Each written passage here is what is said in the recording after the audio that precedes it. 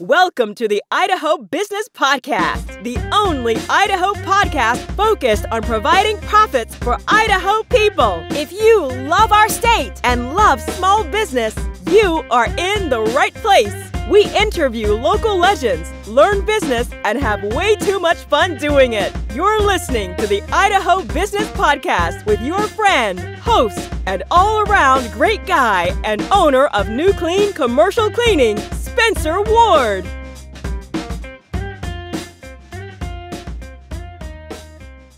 All right, everyone. Welcome back to another episode of the Idaho Business Podcast. As always, we're sponsored by Health West. These guys are a phenomenal partner.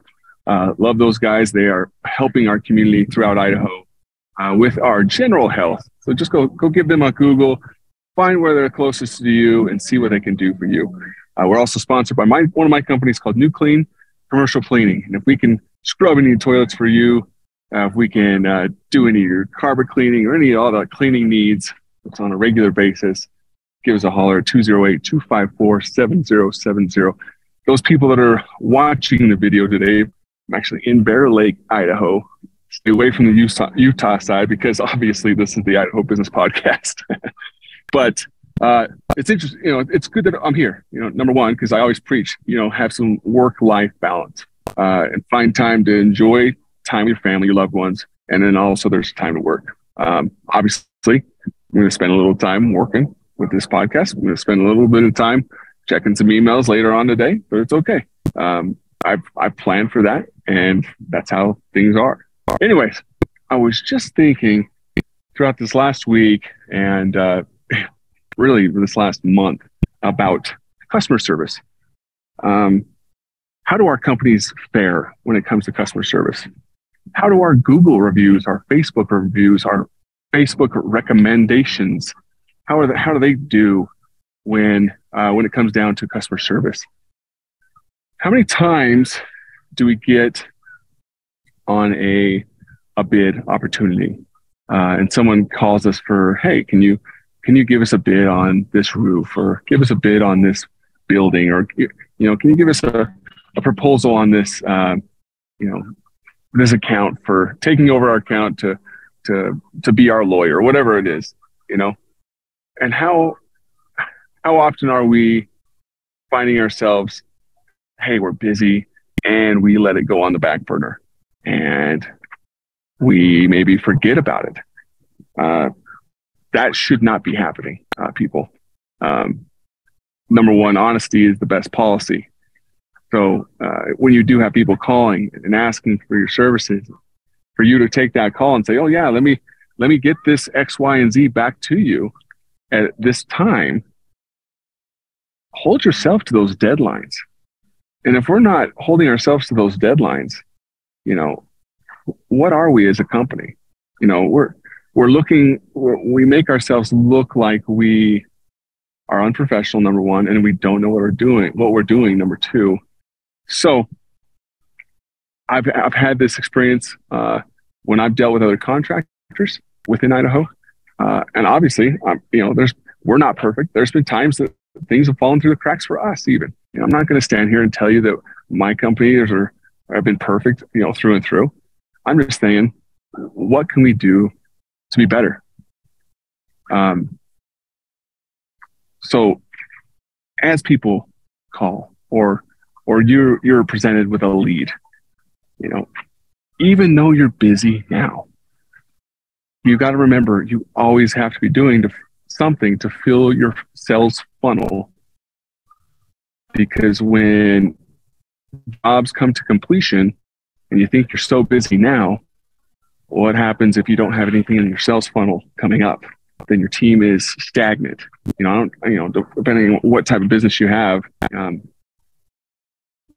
your team could be very stagnant and waiting for the next job to come up or to be sold. But if you're always finding, those opportunities and vetting those leads and bring leads into bids and bids into sales. And so maybe, like I said, in the past, maybe not all bids are for you. Not all leads are for you. So you're going to have to filter those out. And, as you're busy, maybe you're a contractor per se, and you're building a house, and you have a few homes going, and you have your team stretched to the limit. Okay. And someone asks you to build, another home for them, another customer. If you can manage that and maybe subcontract a few of the initial steps out until you know that you're going to be getting done with one of your contracts, one of your homes, about that time that the initial parts of the new home is done, that you can take over that new project, then perfect. You're timing things out correctly. Or you can also find projects like, hey, I just need my restroom remodeled. I just need this, and this is, we don't have to just talk about, blue collar stuff too. There's, if you're an attorney, or if you're an engineer, there's different projects that are bigger and then different projects that are smaller, and find those projects that are best fitted for you at that time and fit them into your sales funnel and bring them in and vet them and try to get them sold so you can continue to have those continuous sales going through your funnel. That way, you're continually adding to the bottom dollar of your revenue, because top line revenue is great, but that's just a banding number. It's the bottom line revenue, that net revenue, that is truly sexy. That's what we get to take home to our families, our loved ones. That's what pays for the fun things we get to do outside of our company, and that's the things we have to worry about as we're bidding these jobs. So know your numbers. Obviously, know your numbers, people. If you don't know your numbers and you're bidding blind and you think you know X, Y, and Z, but you're not positive, and get together with some people that are smart about putting some cost of goods sold into place. What is your total cost of goods sold? What is your overhead? And then what should your average net profit be on these different projects, depending on the industry that you're in. And there's people that'll help you with that. Dan Packard at Cooper Norman, he's welcomed those that are listening to this podcast. If you call him, he will give you a free evaluation of where you should be average profit percentage wise within your industry. Obviously, try to make the money you can. Obviously, you got to be honest and treat your customers with respect and help them feel that they're being loved, but make the money. So getting back to not letting our leads sit in limbo, because nothing makes us look worse than having a lead that sits in limbo and they think we're getting back to them and you have no intention of getting back to them, or we're so unorganized that we don't get back to them, and then we look super unprofessional, and that's where the negative reviews start happening. And that's where things start to fall apart a little bit, because we're starting to be known as X, Y, and Z. We're unreliable. We're someone that aren't sticking to our word, and you don't want to be known as that. So stick to your word. Obviously we all make mistakes.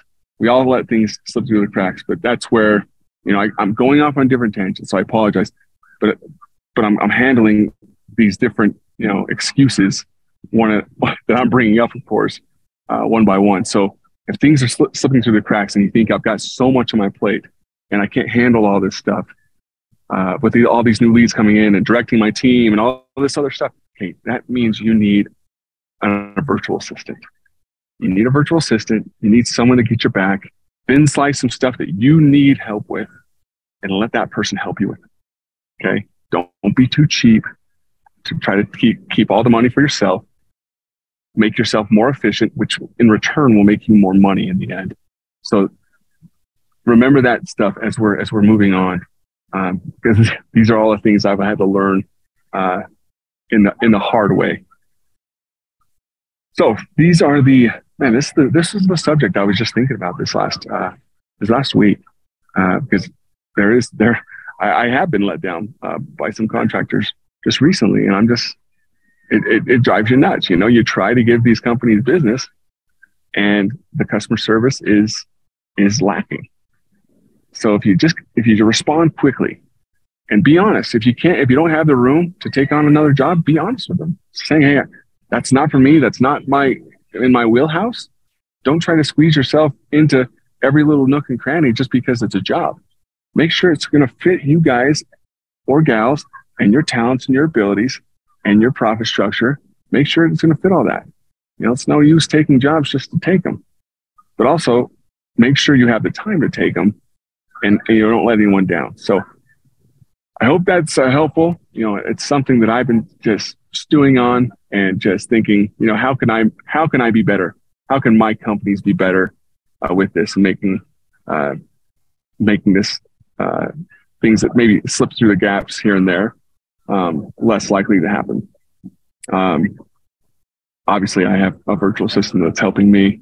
I have actually a few of them, and they do make my life easier. So, like always, in closing, go out there, go dominate your day, go dominate your week. Go out there, have gratitude in what you're doing. Go find someone to serve and just be happy. You guys have a fantastic week. Go and find some time. Maybe find a beach like this to go put your feet in and just relax. Find some work-life balance. Kiss your loved ones. Work hard and just make some stuff happen. Adios. Congratulations on spending a couple of minutes getting a little bit smarter, having some fun, and supporting the Idaho business community. If you're feeling the love, make sure to subscribe, rate, and review on iTunes, Stitcher, or wherever you are.